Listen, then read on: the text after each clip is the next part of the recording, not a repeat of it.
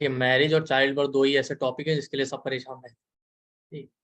तो child birth को कैसे हम एग्जामिन करें, प्रॉब्लम आ सकता है कि नहीं आ सकता, और उसका रेमेडी कैसे करें। आप लोग इन जनरल अभी तक सुनते होंगे फिफ्थ हाउस देखना है, फिफ्थ हाउस देखना है, फिफ्थ हाउस देखना है। फिफ्थ हाउस तो बात की बात है देखना है। ठीक है। जब पेड़ ही नहीं लगाया तो फल कहाँ मिलेंगे आपको, वही वाली बात। तो फिफ्थ हाउस तो आप बाद में देखेंगे। आप समझेंगे आज कि एक्चुअली देखना कैसे होता है। ठीक। देखिए, यहाँ ये मैंने पूरा आयुर्वेद और एस्ट्रोलॉजी दोनों को कंबाइन करके बनाया हुआ है। आप पीडीएफ का स्क्रीनशॉट ले सकते हैं, पीडीएफ नहीं मिलेगी आपको, लेकिन आपको अलाउ है, आप स्क्रीनशॉट ले सकते हैं, मुझे कोई प्रॉब्लम नहीं अगर आपको जरूरत है। वीनस जो होता है वो आपका रिप्रोडक्टिव पार्ट भी है, आपका सीमेन भी। सीमेन मतलब मेल का सीमेन, फीमेल का एक एग है, वो सब वीनस। ठीक है। यहाँ पे मैंने रेफरेंस दिया सुश्रुत संहिता जो आयुर्वेद का, उसका चैप्टर फ्लो 4 श्लोक नंबर 19। ठीक है। तो वीनस इसको रिप्रेजेंट करता है। शुक्र ग्रह हमारे क्रिएशन का कारक। अब देखिए, अब आप जाएंगे ना जब आयुर्वेद में, तो उन्होंने क्वालिटी ऑफ सीमेन और एग दोनों मेंशन। ठीक है। यहाँ पे मैंने चरक संहिता का श्लोक लिखा, 30 चैप्टर में 144 श्लोक है, कि एक्चुअली सीमेन का, प्योर सीमेन का क्वालिटी क्या होना चाहिए।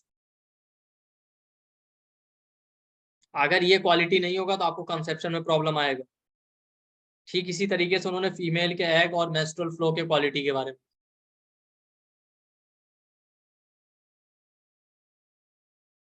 अब देखिए, मैं आपको एक इंटरेस्टिंग चीज बताऊँ। हम करते क्या है,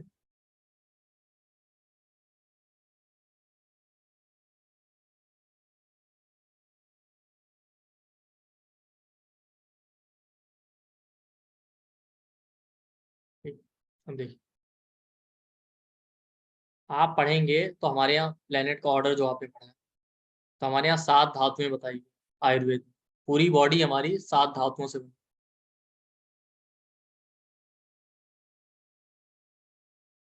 उसके पहले आप ये समझें, हम लोग कहते हैं ना कि हमारा शरीर पांच भौतिक है, 5 तत्वों से बना है। तो आपको पता है कि जो हमारे 9 प्लेनेट है उसमें से 5 तत्व कौन से। तो 9 प्लेनेट में आप देखेंगे ना, अब वैसे तो आप सभी जानते हैं कि सन अग्नि तत्व, सूर्य अग्नि तत्व है, चंद्रमा जल तत्व है। लेकिन एक्चुअली सन और मून का कोई तत्व होता ही नहीं। वैसे ठीक है, उनके अंदर फायरी क्वालिटी है, मून के अंदर जल वाली क्वालिटी, बट एक्चुअली उनका कोई तत्व नहीं। सिर्फ 5 तत्व 5 प्लेनेट के होते हैं। तो उसमें अग्नि तत्व जो है, फायरी प्लेनेट, वो मार्स है। आकाश तत्व आपका जुपिटर होता है, देवगुरु बृहस्पति। जल तत्व यानी वाटरी प्लेनेट आपका वीनस यानी शुक्र है। पृथ्वी तत्व, अर्दी एलिमेंट, पृथ्वी तत्व आपका मरकरी यानी बुध होता है।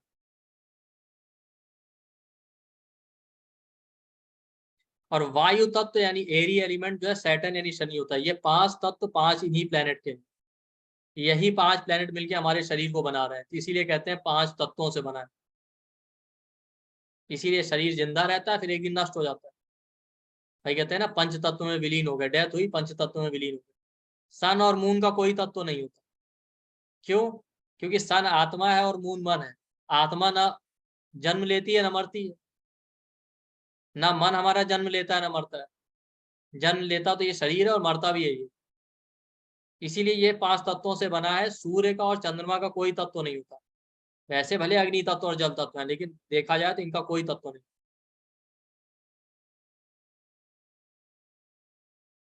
इसी तरीके से हमारी पूरे शरीर में ना 7 धातुएं बताई गई आयुर्वेद के हिसाब से। तो आप उन सातों धातुओं का क्रम पढ़ेंगे ना, ऑर्डर। तो पहली धातु बताई गई रस धातु। जब हम फूड लेते हैं, खाना खाते हैं, डाइजेस्ट होता है, जो फ्लूइड बनता है वो रस धातु। दूसरा है रक्त धातु। रक्त कहते हैं ब्लड को। तीसरा है मांस धातु। मांस कहते हैं मसल्स को। ऑर्डर में है ये, रस, रक्त, फिर मांस। फिर फोर्थ है मेद। मेद कहते हैं बॉडी फैट को, मेद धातु। फिफ्थ है अस्थि। अस्थि कहते हैं बोन्स को, अस्थि धातु। फिर सिक्स्थ है मज्जा। मज्जा कहते हैं बोन मैरो, हड्डियों के बीच में जो खाली स्पेस होता है, इसमें ब्लड सेल्स बनती है, मज्जा धातु कहते हैं इसको, बोन मैरो। लास्ट धातु है शुक्र धातु, जिसको हम सीमेन कहते हैं। इनका ऑर्डर ऐसे ही, रस, रक्त, मांस, मेद, अस्थि, मज्जा, शुक्र। अब ये किस किस प्लेनेट को रिप्रेजेंट करती है? जो रस धातु है पहली ना, उसको वीनस रिप्रेजेंट करता है, जो हमारा बॉडी फ्लूइड है। दूसरी रक्त धातु है, उसको मून रिप्रेजेंट करता है। अब ब्लड में भी दो पार्ट होते हैं रक्त, एक लिक्विड पार्ट होता है प्लाज्मा, एक ब्लड सेल्स, तो प्लाज्मा वाला मून हो गया रक्त। तीसरी है मांस धातु, मांस धातु को सैटर्न रिप्रेजेंट करता है। फोर्थ है मेद, मेद मतलब बॉडी फैट, मेद धातु को जुपिटर रिप्रेजेंट करता है। फिफ्थ है अस्थि, अस्थि यानी बोन, अस्थि धातु को सन रिप्रेजेंट।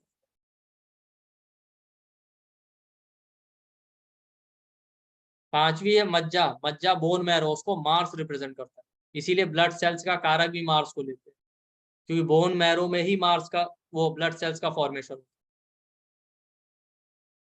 फिर लास्ट धातु है शुक्र, शुक्र को वीनस रिप्रेजेंट करता है फिर से। अब आप देखिए पहली धातु को भी शुक्र वीनस रिप्रेजेंट कर रहा है, सॉरी रस धातु को भी, लास्ट जो है शुक्र उसको भी वीनस रिप्रेजेंट कर रहा है, दोनों का कारक। और इनका ऑर्डर भी ऐसे ही होता है, पहले रस धातु बनती है, फिर उससे रक्त, रक्त से मांस, मांस से मेद, मेद से अस्थि, मेद से अस्थि, अस्थि से मज्जा, मज्जा धातु से फिर शुक्र धातु, ये ऑर्डर में बनती है।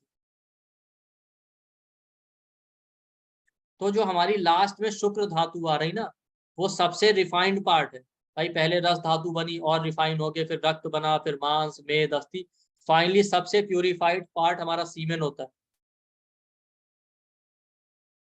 अब आप इसमें सोच रहे होंगे इसमें मरकरी तो है ही नहीं, राहु केतु भी नहीं, तो बेसिकली राहु केतु छाया ग्रह होते हैं, उनका फिजिकल एग्जिस्टेंस होता नहीं है।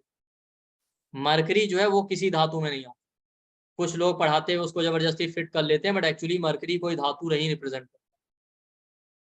अब आप कुछ लोग देखेंगे क्या करते हैं, वो सातों धातुओं में त्वचा जो होती है ना, स्किन, उसका कारक मरकरी होता है, तो उन्होंने त्वचा को भी एक धातु मान लिया, रस धातु की जगह उन्होंने त्वचा को इंक्लूड कर लिया, जबकि त्वचा कोई धातु है ही नहीं। आप कहीं भी आयुर्वेद में चले जाएं, किसी भी वैदिक स्क्रिप्चर में चले जाएं, वहां पे क्लियरली मेंशन है, मैं विद रेफरेंस आपको बता सकता हूँ, आप आयुर्वेद का कोई भी टेक्स्ट उठा के देख लीजिए, ठीक है, उसमें कहीं भी त्वचा धातु नहीं।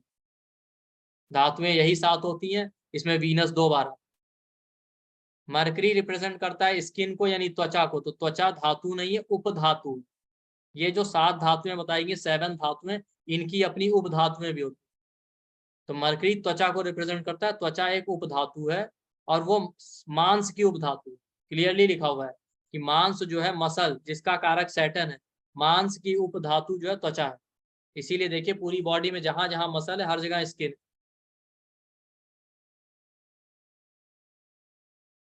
इसी तरीके से कुछ लोग कहते हैं कि बालों का कारक सैटर्न है ना, वो पूरी तरह सही नहीं, क्योंकि बालों के लिए भी लिखा हुआ है कि केश और नख, केश मतलब बाल और नख मतलब नाखून, ये अस्थि धातु के मल है।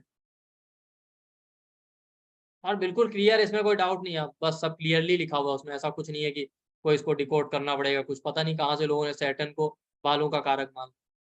अब शायद उन्होंने पढ़ा होगा मल लिखा है, तो उन्होंने मल से सैटर्न को समझ लिया हो, लेकिन उन्होंने पूरी बात लिखी कि अस्थि धातु के मल है, अस्थि धातु का कारक बोन है। तो अगर आपको नेल्स में, बालों में कोई प्रॉब्लम आ रही, तो उसके लिए आपको देखना पड़ेगा सन को भी। ठीक। तो वीनस शुक्र धातु हमारे चाइल्ड के लिए रिस्पॉन्सिबल है, चाइल्ड बर्थ। ये देखिए सेवेंथ हाउस, आप फिफ्थ हाउस चाइल्ड बर्थ का क्यों लेते हैं? क्योंकि सेवेंथ हाउस हमारी मैरिज का है और रिप्रोडक्टिव पार्ट। और ये देखिए मैंने लिखा सेवेंथ से इलेवेंथ है fifth house, eleventh house gain का होता है ना, रिजल्ट। तो सेवन से इलेवेंथ है भाई, मैरिज जो होगी उसका गेन है सेवन से इलेवेंथ, फिफ्थ हाउस उसका गेन है चाइल्ड बर्थ। या सेवेंथ अगर रिप्रोडक्टिव पार्ट है, तो रिप्रोडक्टिव पार्ट से ही चाइल्ड बर्थ होगा ना, क्रिएशन। तो सेवन से इलेवेंथ है फिफ्थ हाउस, इसलिए आप देखिए यहाँ पे चार, ये आपका सेवेंथ हाउस है, यहाँ से काउंट कीजिए 1 2 3 4 5 6 7 8 9 10 11, 7 से 11 आया फिफ्थ हाउस, इसीलिए फिफ्थ हाउस को चाइल्ड बर्थ का लेते हैं। 7वें से 11वां है उसका गेन, 7वां घर है रिप्रोडक्टिव पार्ट।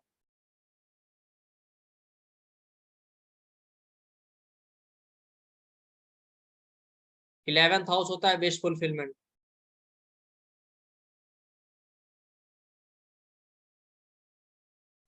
और थर्ड हाउस जो होता है वो आपकी फर्टिलिटी के लिए रिस्पॉन्सिबल, आपका मैथुन भाव, तीसरा घर।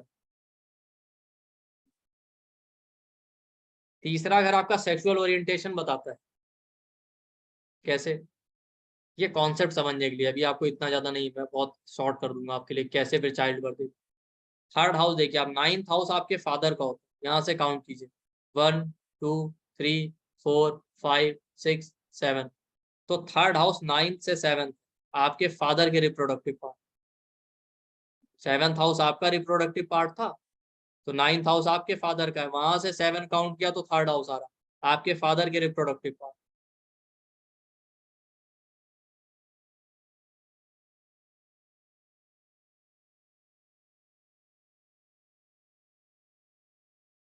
ये देखिए, तो थर्ड हाउस आपकी फर्टिलिटी को बताता है, इनफर्ट आपका सेक्सुअल ओरिएंटेशन। नाइन्थ हाउस आपके स्पाउस का सेक्सुअल ओरिएंटेशन बताता है। ये देखिए भाई, नाइन्थ हाउस 7 से थर्ड हो गया, 1 2 3। तो थर्ड हाउस आपका बता रहा था, तो नाइन्थ हाउस 7 से थर्ड आपके स्पाउस का बताएगा।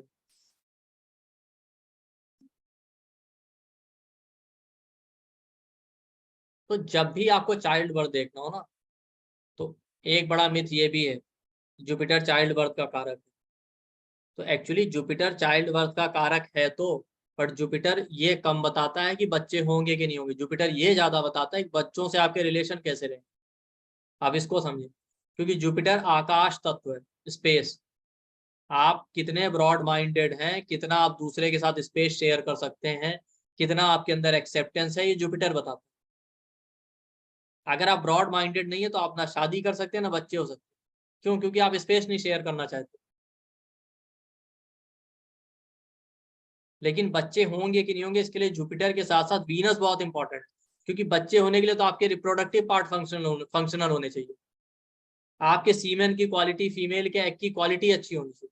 वो जुपिटर नहीं है, वो वीनस है। और ज्यादातर आप सुनते हैं जुपिटर को देखो, जुपिटर को देखो।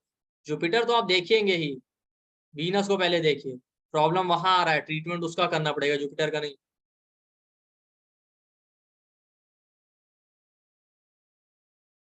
भाई सीमेन ही नहीं बनना तो आप क्या करेंगे, कहाँ से चाइल्ड?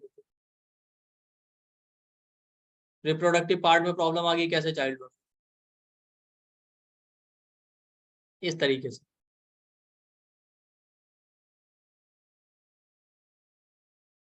तो जब भी चाइल्ड बर्थ देखना, सिंपली याद रखिए, हमेशा फिफ्थ हाउस के लॉर्ड को देखिए, बट उसके साथ साथ सेवेंथ हाउस और सेवेंथ हाउस के लॉर्ड को भी देखिए। क्यों?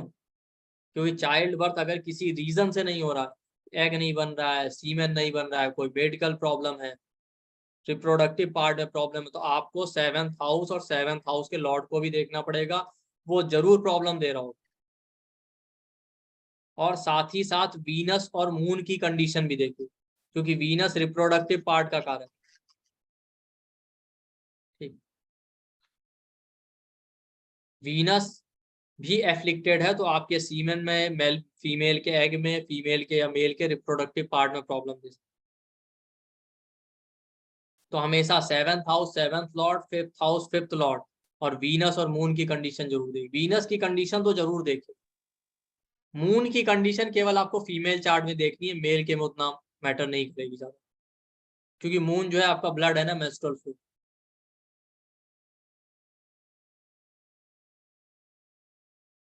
और एक इंपॉर्टेंट चीज देखिए, जो मैं आपको बताऊं, आप हमेशा समझते हैं कि सैटर्न खाली प्रॉब्लम देता ही है ना।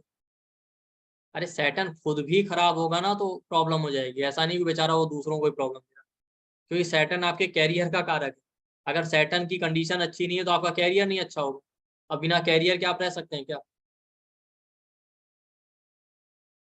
उसी तरीके से अगर आपको यूरिन नहीं हो रहा क्लियर, आपका पेट नहीं साफ हो रहा है, फीमेल्स का मेंस्ट्रुअल फ्लो प्रॉपर नहीं, तो उसके लिए आपको सैटर्न देखना पड़ता है। अगर सैटर्न खराब है आपके चार्ट में तो आपको यूरिन में प्रॉब्लम देगा, आपको मेंस्ट्रुअल फ्लो नहीं प्रॉपर होने देगा, फीमेल के केस में आपका पेट नहीं साफ होगा।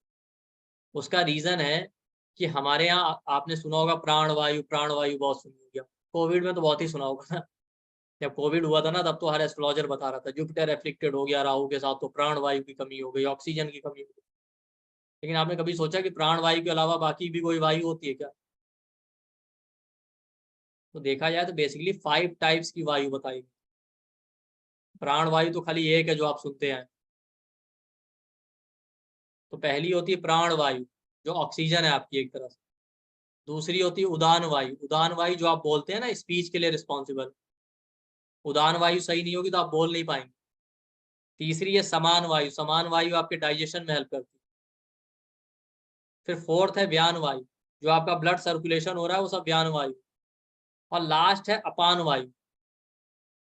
तो बॉडी से जितना वेस्ट है ना, आपको चाहे मोशन जाते हो, आप सुबह स्टूल पास होता हो, चाहे आप यूरिन पास करते हो, कोई भी चीज जो बॉडी से बाहर निकल रही है वो अपान वायु की वजह से।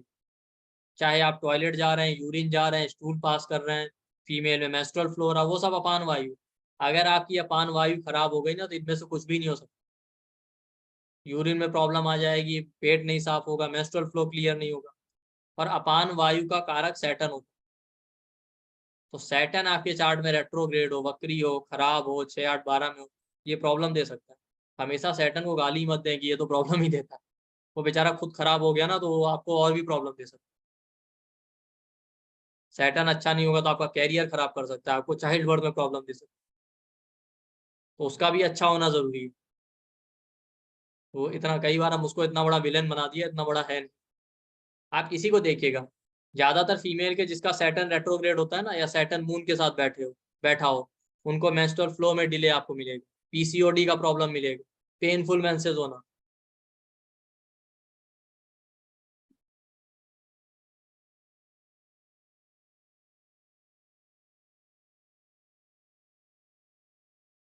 तो अपने दिमाग से ये निकाल दें मिथ कि जो है सैटर्न सब खराब ही करता है। वो खुद भी खराब हो गया तो प्रॉब्लम देगा, उसका भी अच्छा होना।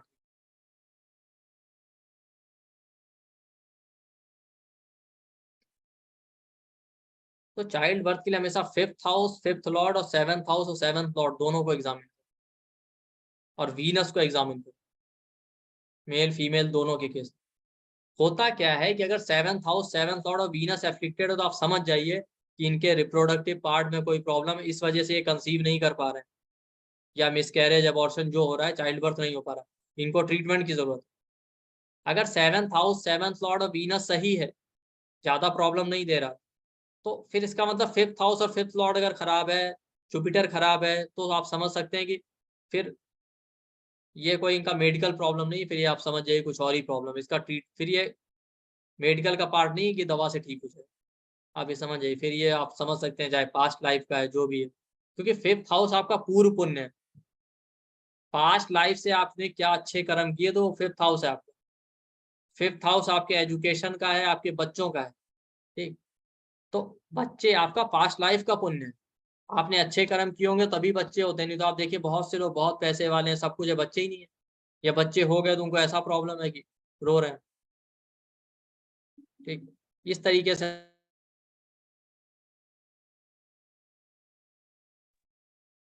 ठीक, तो फिफ्थ हाउस आपका है बेसिकली पास्ट लाइफ का ब्लेसिंग। तो अगर सब कुछ ठीक है आपके में, आप मेडिकली फिट हैं और तो भी कंसीव नहीं कर पा रहे हैं, तो इसका मतलब है कि आपके ऊपर ब्लेसिंग नहीं है। आप ज्यादातर केस में देखिए ना, बहुत से लोग बहुत पैसे वाले, पता चला बच्चे ही नहीं, या बच्चे हैं तो उसको ऐसा कोई प्रॉब्लम हो गया कि लाइफ लॉन्ग उसको ढो ही रहे हैं।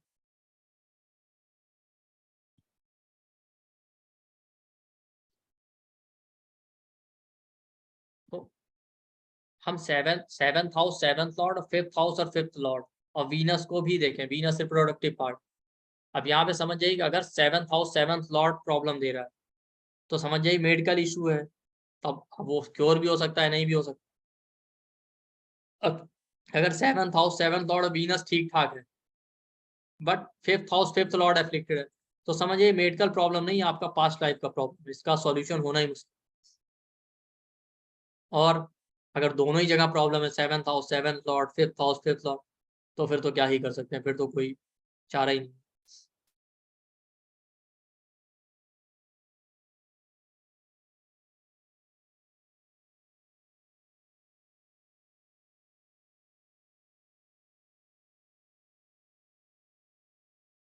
देखिए ये एक मेल का चार्ट है, इनका 40+ का तो एज हो ही चुका है अभी तक, चाइल्ड बर्थ। आप एफ्लिक्शन क्या होता है, मेलेफिक प्लैनेट या 6 8 12? आप यहाँ देखिए, पहले तो 7th हाउस को देखिए। अगर आप इनके केस में हम 7th हाउस से एग्जामिन करें तो क्यों नहीं हो रहा। 7th हाउस में पहली बात तो कैप्रिकॉन राशि बैठी, जिसका लॉर्ड सैटर्न जो अपने आप में एक मेलेफिक, और लगन में बैठा है, 7वीं दृष्टि डाल भी रहा है 7th हाउस। ठीक। दूसरा, सैटर्न इसलिए प्रॉब्लम नहीं दे रहा कि 7th हाउस का लॉर्ड हो, आप सोच रहे होंगे अपने ही हाउस को देख रहा है, but Saturn Rahu Mars Ketu होते ही मेलेफिक है, पापी ग्रह, ये अपने हाउस को देखे कहीं देखे प्रॉब्लम तो आपको देंगे ही। इस गलत फहमी में मत रहिएगा कि अपने हाउस को देख रहे हैं तो बहुत अच्छा कर देंगे, अच्छा तो करेंगे करेंगे और समस्या देते। दूसरा, ये सैटर्न 8th का लॉर्ड, 6 8 12 प्रॉब्लम देते हैं। 6th हाउस बीमारी है, 8th हाउस लंबी चलने वाली बीमारी, और 12th हाउस हॉस्पिटल का है। 8th का लॉर्ड होके सैटर्न लगन में बैठा और 7th पे दृष्टि डाला, इसलिए प्रॉब्लम ज्यादा थी। एक कंडीशन। अब 7th का लॉर्ड खुद ही सैटर्न हो गया, लेकिन इतना ज्यादा एफ्लिक्शन नहीं है क्योंकि 7th का लॉर्ड खुद सैटर्न होके लगन में बैठा। दूसरा, 7th का लॉर्ड होके सैटर्न 8th का भी लॉर्ड होके एक तो दृष्टि डाला है पापी ग्रह होके। दूसरा, 7th लॉर्ड होके सैटर्न लगन में बैठा है ना, तो लगन में सैटर्न मरण कारक होता है, तो दोनों तरीके से 7th हाउस प्रॉब्लम में आ गया। मरण कारक का मतलब होता है कि वो प्लेनेट किसी ऐसी पोजीशन में बैठ जाए जहां उसको बिल्कुल मरने जैसा फीलिंग है। जैसे आपको मान लेते हैं आपको एस्ट्रोलॉजी नहीं आती और आपको क्लास में बैठा दिया किसी ने, 4 घंटे तक आपका पोजीशन ऐसा होगा कि जान निकल रही, तो लगन में बैठा सैटर्न मरण कारक होता है। इस वो हमेशा उस इंसान को ये फील आएगा काम, इसीलिए तो लगन में सैटर्न बैठ जाए इंसान आलसी होता है, काम करने में मेहनत नहीं कर पाता, या करता भी है तो बड़ी मजबूरी में उसको लगता है अरे कितना काम करना पड़ता। एक प्रॉब्लम। दूसरा, चलिए ठीक है, आप देखिए 5th हाउस को देखिए, तो 5th हाउस में स्कॉर्पियो राशि आ गई। हमेशा याद रखिएगा पूरे चार्ट में जहाँ पे कुंभ राशि हो, एक्वेरियस या स्कॉर्पियो यानी वृश्चिक राशि हो, जहाँ बैठ जाए उसमें जो प्लेनेट आ जाए वहां आप लिख के ले लीजिए प्रॉब्लम रहना ही है। और छोटी मोटी ऐसी प्रॉब्लम जो जल्दी सॉल्व भी नहीं होगी। तो पहली बात तो कैंसर वालों के लिए, सभी के लिए 5th हाउस में स्कॉर्पियो आती है, तो सबको प्रॉब्लम रहती है। अब डिपेंड करता है बाकी पूरे चार्ट के ऊपर कि कितनी प्रॉब्लम। अब इनके केस में एक और प्रॉब्लम, जुपिटर इसको देख रहा है 7वीं दृष्टि से, और जुपिटर 6th हाउस का लॉर्ड। दूसरा प्रॉब्लम,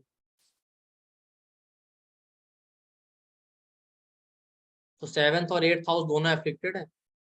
हाँ एफ्लिक्टेड है, पर इतने नहीं है, मतलब भर के हैं, प्रॉब्लम दे सकते। हमेशा प्रॉब्लम याद रखिएगा चार्ट में कैसे देख, किसी घर पे एक मेलेफिक इन्फ्लुएंस आ रहा है, एक पापी प्लेनेट का इन्फ्लुएंस आ रहा है, तो थोड़ी प्रॉब्लम होगी। दो का आ रहा है तो होगी, सॉल्व होने के चांसेस है। दो या दो से ज्यादा हो जाए ना, भूल जाइए, सॉल्व नहीं। तो 7th हाउस में तो चलिए है ही, सैटर्न की दृष्टि एक है। 5th हाउस में स्कॉर्पियो जैसा प्रॉब्लमेटिक साइन बैठा है, बिल्कुल वो प्रॉब्लम देता है, और ऐसी प्रॉब्लम देता है स्कॉर्पियो और एक्वेरियस जहां हो जल्दी निपटती नहीं, और उस पर 6th लॉर्ड जुपिटर उसको दे। ठीक। लेकिन अब आप ये देखिए कि बाकी क्या हमें क्या देखना था, 7th house 7th Lord, 5th house 5th Lord, और वीनस की पोजीशन। तो वीनस जो रिप्रोडक्टिव पार्ट है ना, वो देखिए मार्स और केतु जैसे दो दो मेलेफिक के साथ बैठ। वीनस आपका रिप्रोडक्टिव पार्ट और सीमेन का काम। एक मेलेफिक होता तो आप डील भी कर लेते, दो दो सीवियर मेलेफिक है, तो आप समझ जाइए नहीं जाने वाला। 7th, अब यहाँ प्रॉब्लम तीनों जगह है, but problem 7th house 7th Lord से नहीं आ रही, वीनस से ज्यादा प्रॉब्लम। तीन, तीनों में से 7th house 7th Lord, 5th house 5th Lord और वीनस, इसमें से जो ज्यादा एफ्लिक्टेड हो ना, उसका ही रेमेडी भी आपको करना। तो प्रॉब्लम यहाँ वीनस से है।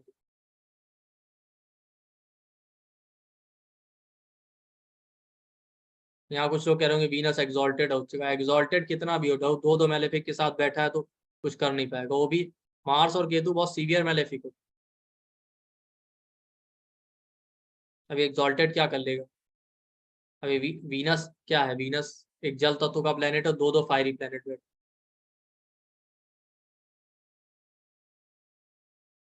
तो अभी तक इनको चाइल्ड बर्थ नहीं हुआ, आपने देख लिया ना। अब कैंसर में तो सभी के लिए स्कॉर्पियो 5th हाउस में, तो बात ठीक है, लेकिन प्रॉब्लम यहाँ आ रही है 7th हाउस, 7th लॉर्ड और वीनस तीनों एफ्लिक्टेड है। मैंने ऐसा थोड़ी है कैंसर वालों के बच्चे नहीं होते।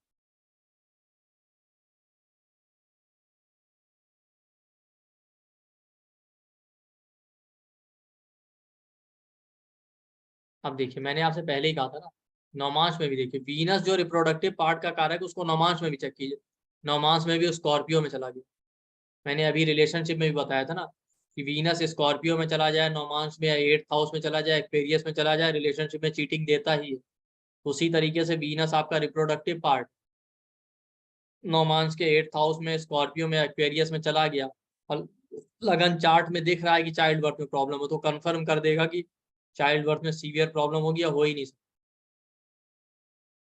नहीं हुआ अभी। ये फीमेल का चार्ट, आई थिंक इनकी वाइफ का ही है।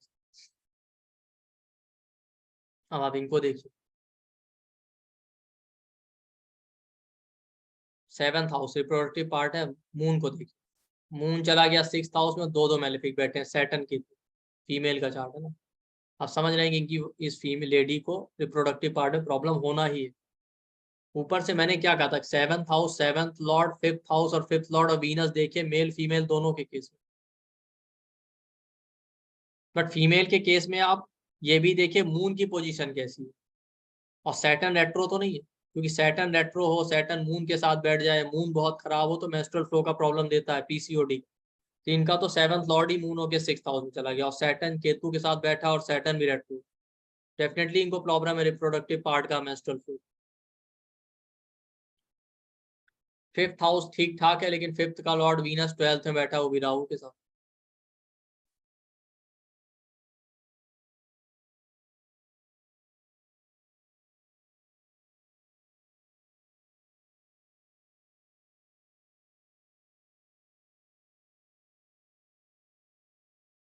देख रहे हैं, इसके अलावा नौमांश में आप देखेंगे ना, वीनस तो नौमांश में अच्छा है, ठीक है, कोई उतना बुरा नहीं, पर मून जो है नौमांश में स्कॉर्पियो में चला गया, जैसे वहां, तो मून का स्कॉर्पियो में जाना, इसका मतलब है मेंस्ट्रुअल फ्लो, ये सारे प्रॉब्लम रहने ही। तो सबसे बड़ा प्रॉब्लम अगर इनके चार्ट में देखें तो मून का है, क्योंकि 7th लॉर्ड हो गया सैटर्न केतु के साथ बैठ गया 6th हाउस में, 6th हाउस बीमारियों का है, और नौमांश में भी स्कॉर्पियो में, और वो भी 6th हाउस।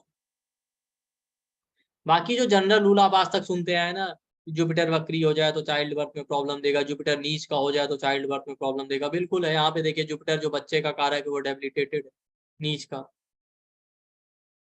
यहाँ पे आप देखिए, यहाँ पे तो चलिए कोई उतना खराब नहीं है, वो सब रूल तो काम करते ही, बट स्पेसिफिक रूल ये है, केवल आप जुपिटर उपिटर से नहीं कर सकते, एक्चुअली प्रॉब्लम यहाँ से पता चले। अब दोनों केस में आप देख रहे होंगे 5th हाउस और 5th लॉर्ड इतने खराब नहीं है, खराबी ज्यादातर 7th हाउस 7th लॉर्ड में आ रही। इसका मतलब इनको पास्ट लाइफ का कोई प्रॉब्लम नहीं, इनको प्रॉब्लम तो इनके रिप्रोडक्टिव पार्ट दे रहे। फीमेल का केस है तो मेंस्ट्रुअल फ्लो है, यूट्रस है, उसका प्रॉब्लम, मेल का है तो सीमेन का प्रॉब्लम, इनको ट्रीटमेंट की जरूरत। अब वो ट्रीटमेंट भी कितना सक्सेसफुल होगा वो देखना पड़ेगा, एफ्लिक्शन कितना है, जैसे फीमेल के केस में। अब इसमें इतना एफ्लिक्शन है क्योंकि 7th लॉर्ड मून दो मेलेफिक के साथ बैठ गए, नौमांश में भी स्कॉर्पियो में चला गया, तो ठीक होने के चांस भी बहुत कम। भाई 5th हाउस को देख के आप नहीं कह सकते ना इस लेडी के चार्ट में चाइल्ड बर्थ नहीं हुआ, इतना कोई प्रॉब्लम। एक वीनस राहु के साथ ही तो गया है, एक एफ्लिक्शन है, कोई बहुत ज्यादा नहीं है, नौमांश में भी कोई बहुत खराब नहीं है, ठीक है, फायरी सा।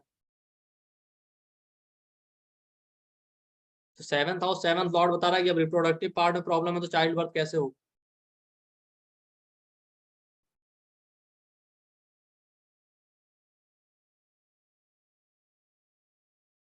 तो इसके लिए रेमेडी क्या करें?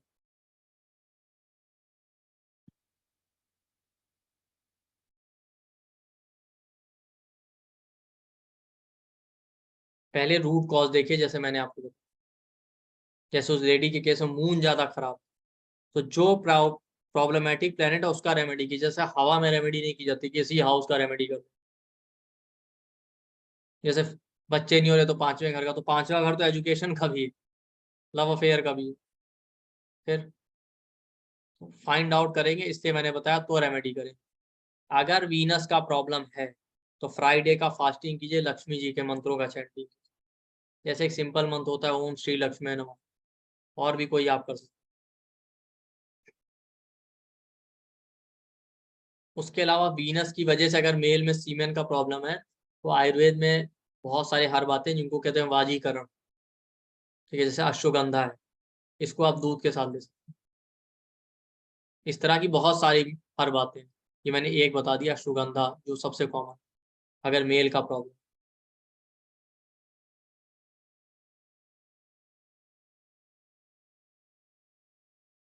अगर सैटर्न की वजह से प्रॉब्लम, मेल फीमेल दोनों केस में सैटर्न रेट्रो है, केतु के साथ है, जैसे इस लेडी के चार्ट में सैटर्न मून के साथ बैठा है, तो मून को तो एफ्लिक्ट कर ही रहा, रेट्रो भी है। तो ऐसे में आप नारायण मंत्र का चैंटिंग कीजिए, ओम नमो नारायण। सैटरडे को फास्टिंग कीजिए, डोनेशन कीजिए। और सैटर्न अपान वायु का कारक है, तो आपको प्रॉब्लम अपान वायु की वजह से दे रहा, तो अपान वायु को सही करने के लिए आप हरड़ आती है जो छोटी वाली, उसको संस्कृत में हरितकी कहते हैं, वो मार्केट में मिल जाती है, उसका पाउडर भी आता है। आप पाउडर भी ला सकते हैं, नहीं तो घी में लाके, सॉरी, मार्केट से लाके पीस सकते हैं। सोते समय उसको 1 स्पून यानी 1 चम्मच गर्म पानी से ले सकते हैं। वो जिनको गैस बनती है, थोड़ा हल्की फुल्की कब्ज, कॉन्स्टिपेशन, उसके लिए भी इफेक्टिव। बहुत से लोग हरड़ को घी में भी भून फ्राई करके तब उसको रखते हैं, वो भी इफेक्टिव।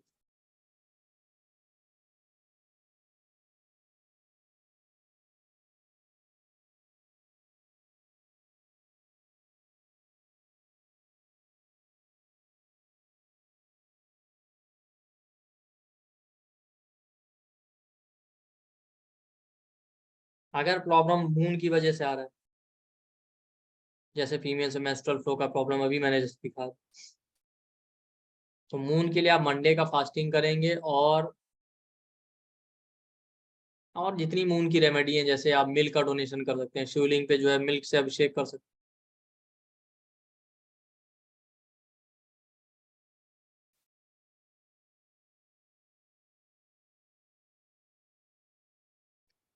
ये सारा रेमेडी आप मून के लिए कर सकते हैं। सैटन के लिए एक रेमेडी ये भी होता है कि सोने से पहले आप फीट के सोल्स में और फोरहेड पे ऑयल मसाज करके भी सो सकते हैं, अगर सैटन की वजह से प्रॉब्लम आ रहा है। बहुत सारे ठंडे तेल आते हैं मार्केट में, जैसे कोकोनट ऑयल ले लिया, नहीं और कोई ले लीजिए, जैसे भृंगराज तेल आता है। इसके अलावा भी बहुत सारे आते हैं, जैसे हिमसागर तेल आता है, कई सारे ब्रांड बनाते हैं।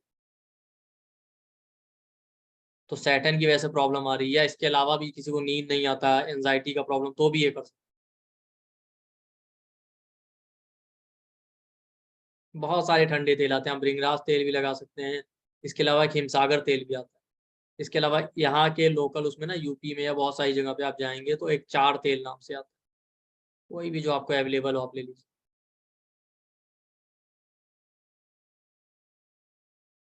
ये सारे प्लेनेट बेस के रेमेडी हो गए। उसके अलावा एक बहुत ही इफेक्टिव रेमेडी है, वो फीमेल्स के लिए, अगर कंसीव नहीं कर पा रहे हैं और कोई रीजन भी नहीं पता चल रहा, तो शिवलिंगी के बीज आते हैं, उनको 11 या 21 बीज अर्ली मॉर्निंग खाली पेट लेना, 21 दिन तक। बहुत छोटे छोटे होते हैं, 21 बीज, आप 21 बीज आपको पता भी नहीं चले। लोग ऐसे भी ले सकते हैं पानी के साथ, या कैप्सूल में भर के भी ले सकते हैं, जैसा उसमें कोई प्रॉब्लम नहीं। अर्ली मॉर्निंग ही लेना है डेली खाली। और ये कहीं भी जहाँ जड़ी बूटियां मिलती हैं, पंसारी की दुकान, वहाँ बहुत आराम से मिल जाते हैं।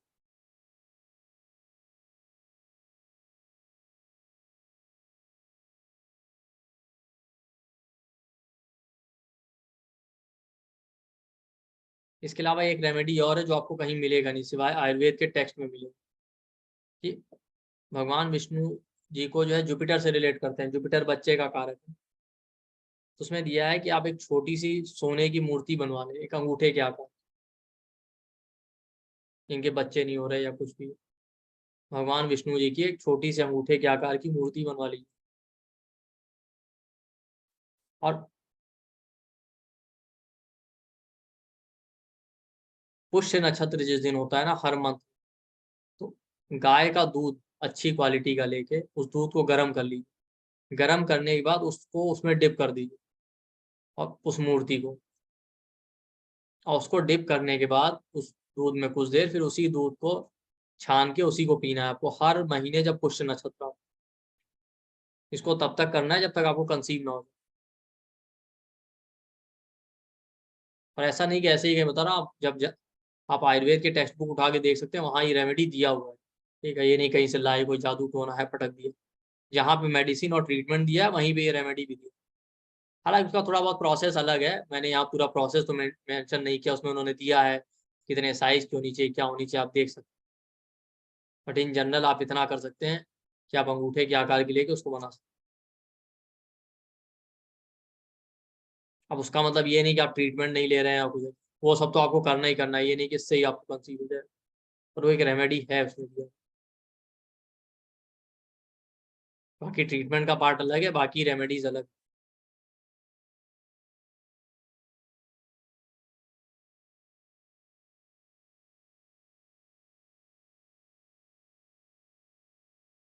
इस तरीके से आपको करना।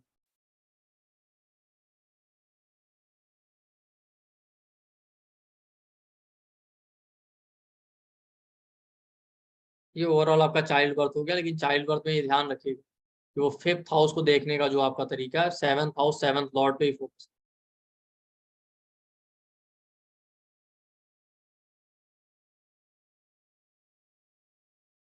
और मैं आपको इंटरेस्टिंग चीज बता दूं, यहाँ पे प्लेनेट की डिग्री दी रहती है, नौमांश हम पढ़ते हैं ना, ये देखिए यहाँ पे ये बगल वाला नौमांश चार्ट, यहाँ प्लेनेट की डिग्री दी रहती है। ठीक, आप देखिए सबसे ज्यादा डिग्री किस प्लेनेट के नीचे, जैसे इसी चार्ट में सबसे ज्यादा डिग्री किसकी है। यहाँ पे आप देखेंगे सबसे ज्यादा डिग्री है सन की 27। तो आप उसको देखिए नौमांश में कहाँ है। सन है नौमांश में लगन। तो यहाँ से काउंट कीजिए 1 2 3 4 5। जो सबसे ज्यादा डिग्री वाला प्लेनेट है आपका लगन चार्ट का, वो नौमांश में कहाँ बैठा है। वहां से फिफ्थ हाउस और फोर्थ हाउस को देखिए। फिफ्थ हाउस और फोर्थ हाउस में बैठे प्लेनेट या उसके लॉर्ड वो प्लेनेट हो जो लगन चार्ट के आपके प्रॉब्लम से कनेक्ट हो रहे हैं, तो समझ जाइए वो प्रॉब्लम ठीक भी नहीं। मेरा कहने का मतलब ये, जैसे हम चाइल्ड बर्थ की बात कर रहे थे, तो सेवन्थ हाउस में कोई प्लेनेट बैठा है, या सेवन्थ का लॉर्ड जो है जिसके साथ बैठा है, या फिफ्थ हाउस में कोई प्लेनेट बैठा है, या फिफ्थ का लॉर्ड, ये वो प्लेनेट है जो प्रॉब्लम वाले हाउस से कनेक्टेड है ना। तो इनमें से कोई प्लेनेट जो है नौमांश में सबसे ज्यादा जो डिग्री वाला प्लेनेट आपका है, यहाँ पे देखिए वो जहाँ बैठा है वहां से फिफ्थ हाउस या फोर्थ हाउस में बैठा हो, या उसका लॉर्ड बन जाए, तो समझ जाइए कि ट्रीटमेंट से जाएगा भी नहीं। अब जैसे यहाँ पे वीनस रिप्रोडक्टिव पार्ट का कारक है और फिफ्थ का लॉर्ड है। अब यहाँ पे आप देखिए सबसे ज्यादा डिग्री सन की है, नीचे 27, सन बैठा है लगन में 9 मास, काउंट कीजिए 1 2 3 4 5। सन से फिफ्थ हाउस का लॉर्ड ही वीनस। समझ जाएगी नहीं होने वाला क्यों। अब यहाँ पे मून बैठ जाता जो सेवंथ लॉर्ड है, या वीनस इसका बैठ जाता तो भी, या वीनस इसका लॉर्ड है, तीनों कंडीशन में ऐसा होना, क्योंकि मून भी सेवंथ हाउस से कनेक्टेड है। उस हाउस से जो प्रॉब्लम हो रही है लगन चार्ट में, वहां बैठे प्लेनेट या उसके लॉर्ड या उससे कनेक्टेड जो प्लेनेट है वो नौमांश में सबसे ज्यादा डिग्री वाले प्लेनेट के फिफ्थ या फोर्थ हाउस से कनेक्ट हो जाए, तो समझ जाइए वो प्रॉब्लम ठीक ही नहीं होगी। और आज तक नहीं ठीक हुआ इनका, कोई कंसीव नहीं कर पाए। ऊपर वाले चार्ट में भी आप देखिए सबसे ज्यादा डिग्री है यहाँ पे सन की 22 ही है। ठीक, अब देखिए सन कहाँ बैठा है, यहाँ पे लिब्रा में, यहाँ से फिफ्थ काउंट कीजिए 1 2 3 4 5। सन से फोर्थ और सन से फिफ्थ दोनों का लॉर्ड सैटर्न है, और वही इनका सेवंथ हाउस का लॉर्ड है, और सेवंथ हाउस पे दृष्टि भी डाल रहे। कहाँ ठीक हुआ, इनका भी नहीं ठीक हुआ। तो फिफ्थ हाउस और फोर्थ सेवंथ हाउस हम ले रहे हैं चाइल्ड बर्थ के लिए और वीनस को। अब फिफ्थ और फोर्थ हाउस के लॉर्ड या उनसे कनेक्टेड प्लेनेट, या वीनस के साथ बैठे प्लेनेट जो प्रॉब्लम दे रहे हैं लगन चार्ट, वो अगर नौमांश में जो सबसे ज्यादा डिग्री वाला प्लेनेट है वो नौमांश में कहाँ बैठा है, उससे फोर्थ या फिफ्थ हाउस से कनेक्टेड हो जाए, वहां के लॉर्ड हो या वहां बैठ जाए, तो समझ जाइए कि वो प्रॉब्लम ठीक भी जल्दी नहीं, बहुत मुश्किल।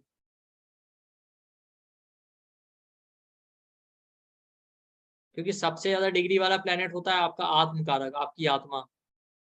तो आत्मा से पांचवें या चौथे घर से कनेक्टेड हो गए ना नौमांश में, तो इसका मतलब है कि आत्मा खुद ही नहीं चाहती क्योर हो। जब आत्मा यानी आपकी आत्मा ही नहीं तैयार है, तो फिर क्या, कितना भी आप इलाज करो। कि 3 हमने इम्पोर्टेंट टॉपिक कवर किए और आप लोग इसको पढ़िएगा, अप्लाई कीजिएगा, बहुत इफ़ेक्टिव है। चाइल्ड बर्थ का मैंने काफ़ी इसीलिए डिटेल में आपको बताया, रेमेडीज़ भी बता दी हैं, जो हो सकती हैं, अब हैं तो बहुत सारी। आप इनको करेंगे तो आपको भी मज़ा आएगा।